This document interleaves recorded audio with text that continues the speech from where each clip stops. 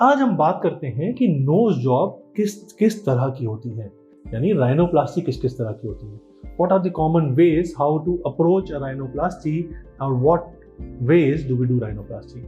So essentially there are two ways, closed and open approach.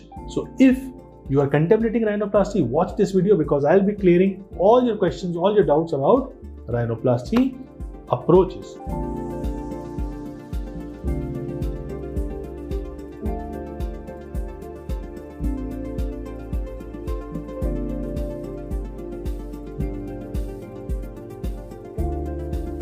Hi, I'm Dr. Gupta. I'm a board certified plastic surgeon working in Delhi, and today we'll talk about different approaches to rhinoplasty. In rhinoplasty, how do we do? We make an incision. Where do we make an incision?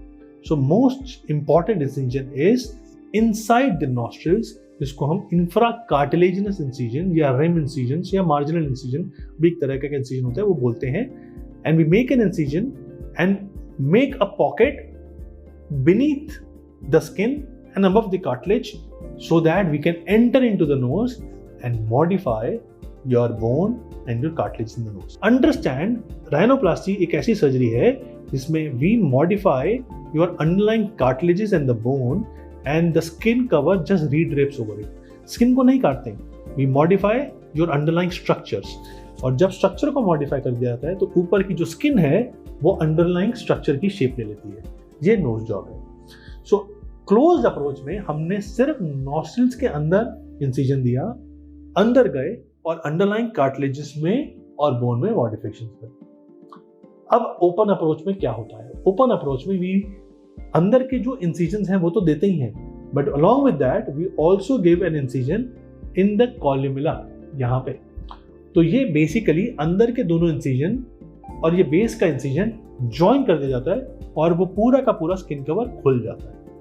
इसको बोलते हैं open approach. Open approach की क्या importance है कि क्योंकि वो open हो गया है, आप बहुत अच्छे से देख पा रहे हैं, तो बहुत प्रिसाइज सर्जरी हो पाती है.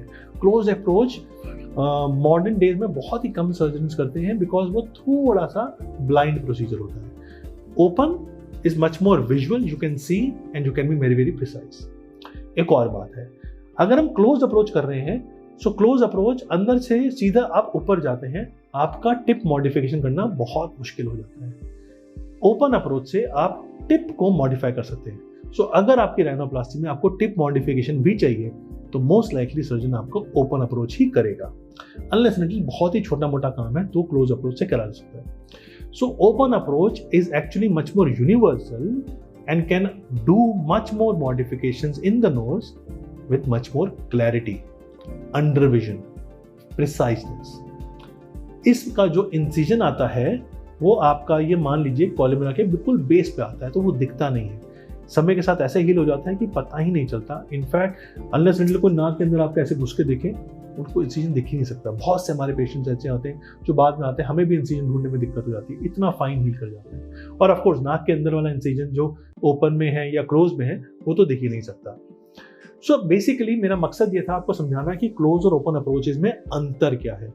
Open approach is very good for complete nose change shaping, much more accurate, much more precise, much more in your face, you can see it and do it.